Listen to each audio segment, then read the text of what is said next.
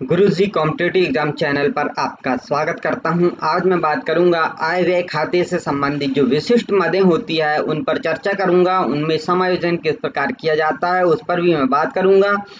यदि आप पहली बार हमारे चैनल पर आए तो हमारे चैनल को सब्सक्राइब करें और अपने दोस्तों को भी शेयर करें और वीडियो छोड़कर बिल्कुल न जाएं, अंत तक हमारा वीडियो पूरा देखें।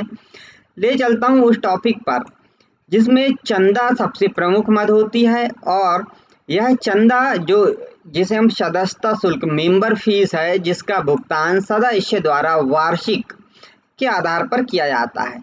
प्रति वर्ष वार्षिक के आधार पर करते हैं सदस्य लोग। यह गैर व्यापारिक संस्थाओं के लिए आय प्राप्ति होती है, क्योंकि गैर व्यापारिक संस्थाएं जो है उन्हें आय के स्रोत में चंदा एक प्रमुख मद होती है। इसीलिए यह गैर व्यापारिक संस्थाओं की आय की एक प्रमुख मद है और इसे आय व्यय खाते के जमा में तथा प्राप्ति भुगतान खाते के नाम पक्ष में लिखा जाता है। जो प्राप्ति भुगतान खाता है उसके नाम पक्ष में लिखते हैं और आय व्यय खाते के जमा यानी क्रेडिट पक्ष में हम इसे लिखते हैं। परंतु यदि किसी विशेष कार्य के लिए प्राप्त किया जाए तो कोई विशेष कार्य है, स्पेशल काम है, उसके लिए यदि हम चंदा ले रहे हैं तो इसे चिट्ठे के दायित्व पक्ष में दिखाया जाना चाहिए, क्योंकि यह पूंजीगत हो जाएगा। यह क्योंकि कार्य विशेष होगा और सामान्य रूप से लेंगे तो फिर हम इसे आय व्यय खाते में भी लेंगे और प्राप्ति भुगतान खाते में भी लेंगे। और यदि इस कार्य विशेष के पूरा होने के बाद यदि इससे संबंधित चंदे की आय शेष बचती हो तो इस शेष रकम को पूंजी कोष में जोड़ना चाहिए। यहाँ पे एक और बात कि जो विशेष कार्य है उस विशेष कार्य के लिए हमने चंदा लिया और वह विशेष कार्य पूरा हो गया और पूरा होने के बाद भी पैसा बच गया तो उस पैसे को हम कहाँ लिखेंगे, तो वह पूंजी में प्लस कर देंगे। हम पूंजी कोष कहते हैं जिसे उसमें जोड़ देंगे। इस प्रकार से चंदा हमें लेना चाहिए। और यहाँ चालू वर्ष के लिए चंदे की रकम निम्न में से किसी भी विधि द्वारा ज्ञात की जा सकती है। जो विधि दी गई है पहले देखिए, विवरण के रूप में भी ज्ञात कर सकते हैं हम, खाते के रूप में या चंदा खाता बनाकर भी कर सकते हैं, समीकरण के रूप में भी कर सकते हैं, या विवरण पत्र बनाकर शुल्क चंदे की राशि ज्ञात करना जिसे आय व्यय खाते में जमा किया जाएगा। देखते हैं सबसे पहले लेखांकन वर्ष के लिए चंदे की राशि की गणना किस प्रकार की जाएगी। तो यहाँ पर वर्ष के दौरान जो प्राप्त होगा हमें चंदा वह लिखेंगे, कितना रुपए हमें प्राप्त हुआ वर्ष के दौरान वह लिखना होगा हमें। इसके बाद में देखिए वर्ष के अंत में अदत्त चंदा जो मिलेगा हमें वर्ष के अंत में अदत्त चंदा, यहाँ पे अदत्त चंदा जो है वर्ष के अंत में इसे हम जोड़ देंगे। और लेकिन होना चाहिए कि इससे चालू वर्ष से संबंधित होना चाहिए ये, क्योंकि आय व्यय खाते में सिर्फ चालू वर्ष से संबंधित ही हम लिखते हैं। आगे देखते हैं प्रारंभिक अग्रिम या पूर्वदत्त चंदा, इसे हम जोड़ देंगे। सबसे पहले देखिए अदत्त चंदा जोड़ा जाएगा, प्रारंभिक जो अग्रिम मिला है या पूर्वदत्त चंदा मिला है उसे जोड़ देंगे हम। वर्ष के प्रारंभ में अदत्त चंदा, यदि पहले से हमें अदत्त चंदा हमारी बैलेंस शीट में दिखाया गया है तो उसे घटा दिया जाएगा।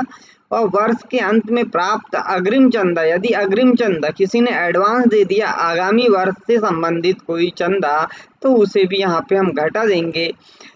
इस प्रकार से चंदे से प्राप्त शुद्ध राशि जिसे आय व्यय खाते में दिखाया जाना अर्थात जमा किया जाना वह निकल के आ जाएगी, हमें मिल जाएगी।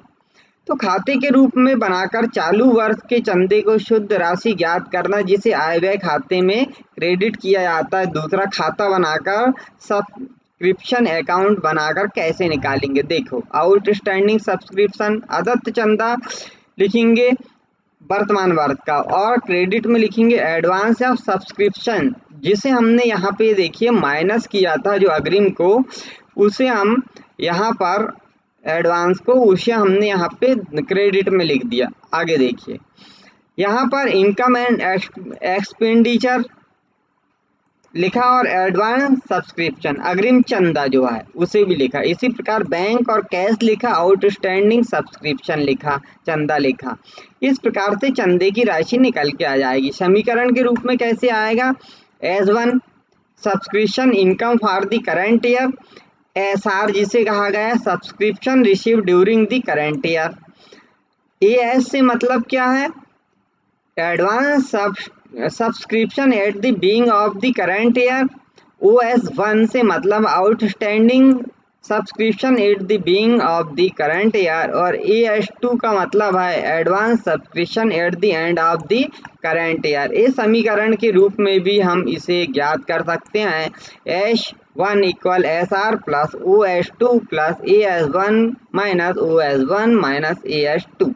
इस प्रकार से भी हम ज्ञात कर सकते हैं। अब ये बातें स्मरण रखने के लिए है तो स्मरण भी रख सकते हैं। प्रवेश शुल्क की बात कर लें कि अलाभकारी संगठनों द्वारा अपने सदस्यों से पहली बार सदस्य बनने पर लिया जाने वाला शुल्क प्रवेश शुल्क कहलाता है। प्रवेश शुल्क को आयगत माना जाए अथवा पूंजीगत, इस संबंध में विद्वानों में मतभेद है, क्योंकि प्रवेश शुल्क, अब यहाँ पे सीधा लिखा कि पहली बार लिया जाने वाला, सदस्यों से पहली बार लिया जाने वाला शुल्क होता है, प्रवेश शुल्क होता है। और यहाँ पर विद्वानों का मत अलग अलग है। अधिकांश विद्वान प्रवेश शुल्क को आयगत मानते हैं। यदि संस्था प्रवेश शुल्क को पूंजीगत मान लेती तो ऐसी स्थिति में प्रवेश शुल्क को पूंजीगत आय के रूप में चिट्ठे के दायित्व पक्ष में पूंजी कोष में जोड़कर दिखाया जाना चाहिए, और यदि आयगत मानेगी तो फिर इसे आय व्यय खाते में भी दिखाया जाएगा। आजीवन सदस्यता शुल्क की बात करते हैं कि आजीवन सदस्यता शुल्क पूंजीगत आय है। यह सदस्यों के जीवन पर्यंत सदस्यता के रूप में लिया जाता है। अलाभकारी संस्थाएं एक निश्चित शुल्क प्राप्त करके स्थायी सदस्य बनाती है। ऐसे सदस्यों को वार्षिक सदस्यता शुल्क देने की आवश्यकता नहीं होती है। आजीवन सदस्यता शुल्क संस्था के पूर्व जीवन काल में से संबंधित होता है, पूर्ण जीवन काल से संबंधित होगा। इस मद को आय व्यय खाते में नहीं दिखाया जाता है, वहाँ पे नहीं दिखाते आय व्यय खाते में, क्योंकि यह पूंजीगत है, परंतु प्राप्ति एवं भुगतान खाते के नाम पक्ष में दिखाया जाता है। इसे पूंजीगत आय मानकर चिट्ठे में पूंजी कोष में जोड़ दिया जाता है। दान की बात करें यहाँ पर तो अलाभकारी जो संस्थाएं हैं उनमें दान जिस वर्ष में प्राप्त होता है उस वर्ष के लिए प्राप्ति एवं भुगतान खाते के प्राप्ति पक्ष में दिखा दिया जाएगा, क्योंकि आय होगी। दान के आय व्यय खाते में दिखाया जाना अथवा नहीं, यह दान की प्रकृति पर निर्भर करता है। दान की प्रकृति दो प्रकार की हो सकती है, एक तो सामान्य हो सकती है और एक विशिष्ट हो सकती है। दो प्रकार की यहाँ पर दान की प्रकृति होती है। अब देखते हैं हम यहाँ पर जो प्रकृति दो प्रकार की होती है उसमें सामान्य में यदि दान की राशि विशिष्ट उद्देश्य हेतु न हो तो उसे सामान्य दान कहते हैं। कोई विशेष उद्देश्य के लिए नहीं है तो उसे हम सामान्य दान कहेंगे। सामान्य दान को आय व्यय खाते के जमा पक्ष में दिखाया जाएगा, जो आय व्यय खाता होगा उसकी जमा पक्ष में दिखाएंगे।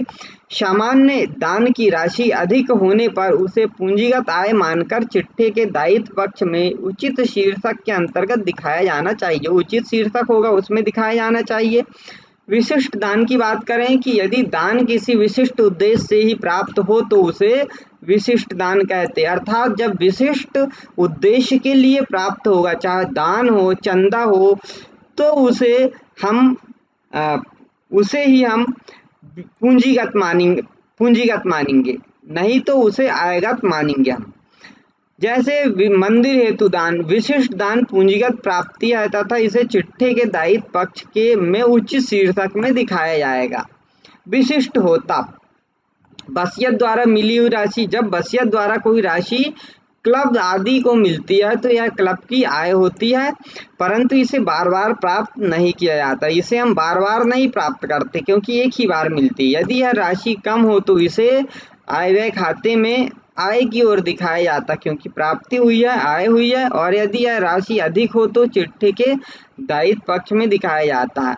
आय कम है या अधिक यह तथ्य का विषय है, जो परिस्थितियों पर निर्भर करता है, प्रकृति पर निर्भर करता है कि वह कम है या अधिक है।